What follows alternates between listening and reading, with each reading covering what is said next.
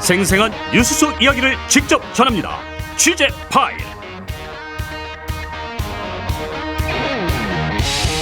취재 파일 시간입니다. 맹현균 기자와 함께하겠습니다. 어서 오십시오. 네, 안녕하세요. 오늘 광주로 가보겠습니다. 네. 윤석열 대통령이 2년 연속으로 5.18 기념식에 참석을 했네요. 그렇습니다. 지난해 약속을 했었거든요. 한 번이 아니라 매년 오겠다라고 약속을 했었고 올해도 참석을 했습니다. 보수 정권의 대통령이 2년 연속 5.18 기념식에 참석한 건 윤 대통령이 처음입니다. 네, 기념사 내용도 좀 살펴볼까요?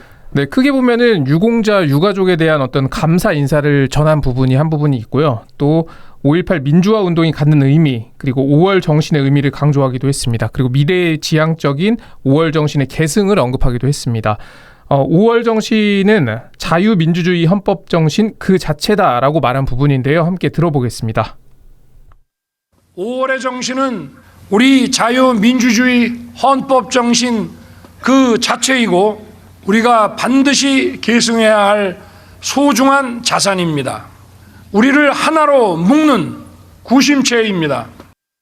네, 이어서 5월의 정신을 계승한다면 자유와 민주주의를 위협하는 세력에 맞서야 한다라고 말하기도 했고요. 네. 또 5.18 유공자 5월 어머니들에게 감사하는 마음을 전하기도 했습니다. 그 부분도 한번 들어보겠습니다. 5월의 어머니들이 함께하고 계십니다. 사랑하는 남편, 자식, 형제를 잃은 한을 가슴에 안고서도 5월의 정신이 빛을 잃지 않도록 일생을 바치신 분들입니다. 애통한 세월을 감히 헤아릴 수 없지만 희망을 잃지 않고 살아가시는 분들의 용기에 다시 한번 깊이 감사드립니다.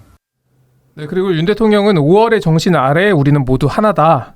민주 영령들의 안식을 기원한다. 이렇게 밝히기도 했습니다. 네, 오늘 기념식 보니까 입장하는 장면부터 좀 네네. 특별하더라고요. 5월의 어머니들이랑 같이 입장을 했어요. 맞습니다. 보통 이제 주요 인사들과 함께 입장을 지금까지는 많이 해왔는데 오늘은 윤 대통령이 5월 어머니들 15명을 민주의 문, 그러니까 거의 정문이라고 할 수 있죠. 민주의 문에서 맞이한 뒤에 동반 입장을 했습니다. 그리고 네.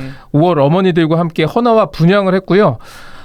전반적인 기념식의 분위기는 지금 43년 정도가 지났음에도 여전히 좀 슬픔은 여전했다. 네, 남편이나 자식 잃은 어머니들 눈물 보이는 분들 많이 있었고요. 또 서로 손을 잡고 또 어머니들끼리 위로하는 장면도 좀 인상이 깊었습니다. 예. 윤 대통령도 좀 애달픈 표정 짓기도 했고요. 특히 윤 대통령은 직접 묘역을 참배하기도 했는데요. 전영진, 김재영, 정윤식 열사의 묘역을 찾아서 유가족을 위로를 했습니다. 특히 이 전영진 열사의 경우 시몬이라는 세례명을 가진 이제 당시 고등학교 3학년 학생이었죠. 네. 머리에 총을 맞고 세상 떠난 분입니다. 제가 부모님 인터뷰 한 적이 있는데 그때 취재를 지시한 분이 여기 앉아 계시는 김반장이었고, 기억이 납니다. 예. 그분. 당시 들었던 얘기는 온몸이 만신창이가 돼서 아들이 들어왔다. 그러니까 이미 계엄군한테 폭행을 당하고 나서 아들이 전영진 열사가 씩씩거리면서 집에 들어왔던 거예요. 그러면서 네.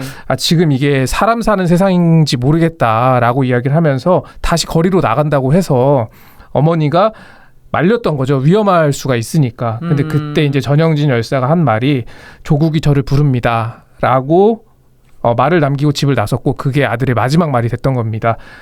그 말이 여전히 묘비에 좀 새겨져 있습니다. 조국이 저를 부릅니다. 예. 이 말이 새겨져 있다는 거죠. 오늘 윤 대통령과 전영진 열사 부모님이 만났어요. 네. 제가 기념식 후에 그 전영진 열사의 아버지 전계량 씨와 잠시 통화를 했거든요. 윤 대통령을 만나면 꼭 그 5.18 정신을 헌법 전문에 넣어달라 이 요청을 하려고 좀 준비를 했었다고 해요. 근데 네.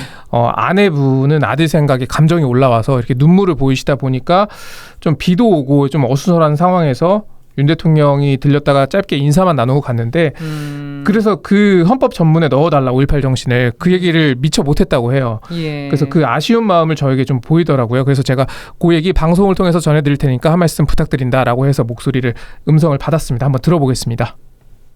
윤석열 대통령이 대통령으로 출마할 당시부터 그 5.18을 그 헌법에 넣겠다라고 그렇게 해오기 시작했어요. 어떤 그 개인의 입장이나 개인의 이익을 위한 것이 아니라 나라를 위해 군사 독재한 거 하나가 산화해간 열사들의 정신이 헌법 정신에 반드시 들어가야 한다라고 그렇게 생각을 합니다.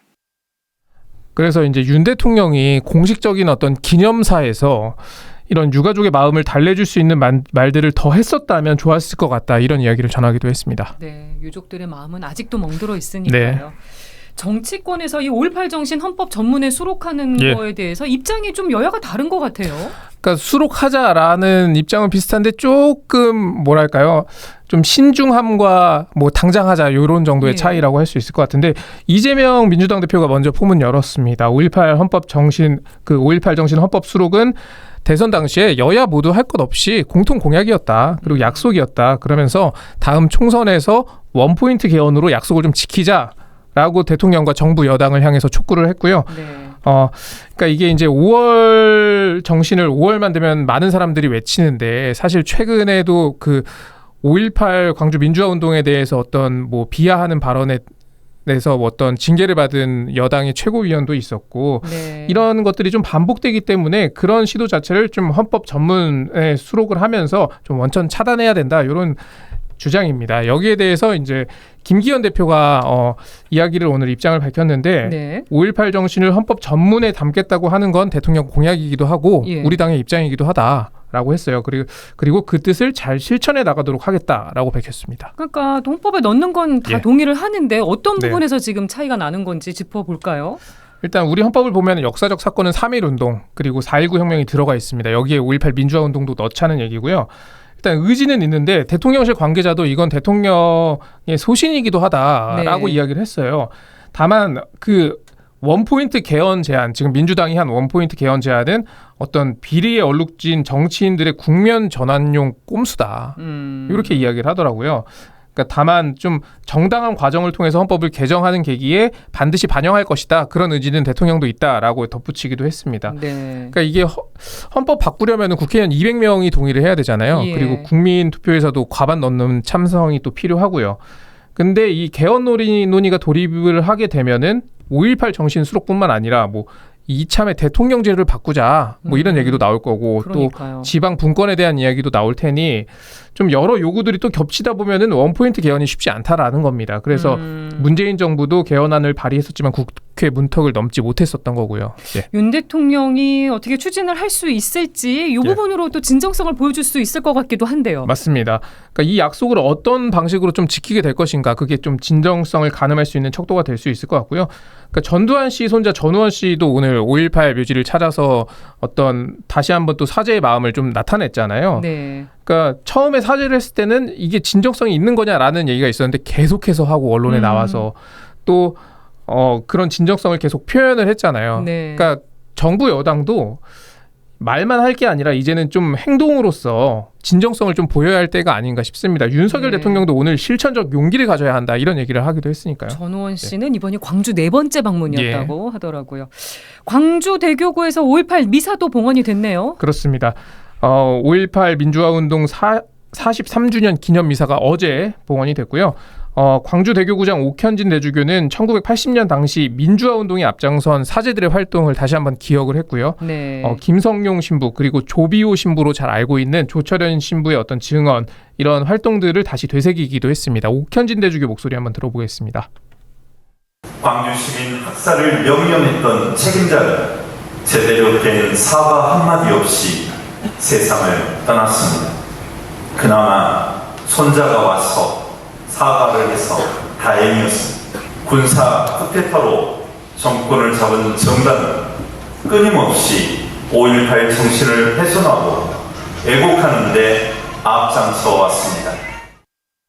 김성용 신부, 조철현 신부 활동을 좀 짚어보면 좋겠습니다. 네, 이 부분도 김 반장이 저한테 좀 지시를 몇 년 전에 해가지고 광주 내려가서 자료를 좀 다 찾아봤던 기억이 있습니다. 네. 조철현 신부는 일단 계엄군의 헬기 사격을 증언한 분으로 많이 알려져 있죠. 예. 이 두 분 사제가 탱크 앞에 섰던 사람들입니다. 그 증언록에 나오는 부분인데 1980년 5월 26일 새벽에 이제 계엄군의 탱크가 광장으로, 농성 광장으로 이렇게 진입을 하게 되는데, 그때 이제 계엄군이 시민들을 향해서 발포 태세를 취했고 시민들이 피를 흘리고 쓰러지는 모습을 이 사제들이 보게 됩니다. 그때 네. 김성용 신부가 한마디를 던지는데 어른들이 총알바지로 나서자라는 얘기를 던지고 그 김성용 신부와 조철현 신부를 비롯한 17명의 수습 대책위원들이 맨손으로 탱크 앞으로 걸어갑니다. 그러니까 이른바 죽음의 행진이다 이렇게 불리는 장면이고요. 예. 여기서 시민들의 요구를 전합니다. 우리는 평화적 시위를 하고 있는 탱크가 웬 말이냐. 탱크 치워라. 그리고 치안은 경찰에게 맡겨라. 또 시민들 자극하지 말아라. 이런 요구들을 전하는데 요구가 묵살이 되고 네. 그때 이제 김성용 신부는 광주에서 빠져나와서 서울로 향합니다. 김수환 추기경에게 광주의 상황을 좀 알리기 위해서 나왔던 거고요. 예. 그리고 그 다음날 새벽에 이제 계엄군이 작전을 개시하게 되는 겁니다. 그렇군요. 그러니까 이 5월 정신이라는 게 민주주의를 위한 투쟁 이런 것도 물론 있지만 당시 이제 광주 시민들 는 서로를 위로하고 음식을 나누기도 하고 또 헌혈을 자발적으로 하기도 하고 이런 네. 모습들을 많이 보여줬었거든요. 그때 이제 광주대교구 모 사제들은 체포되면서까지도 진실을 기록하고 알리기 위해서 노력했던 거고 이런 정신들 헌법 전문에 마땅히 들어가야 하지 않을까 싶습니다. 네, 알겠습니다. 정치권에서 어떻게 추진되는지 또 지켜보도록 하죠. 네. 맹현균 기자였습니다. 수고했습니다. 예, 고맙습니다.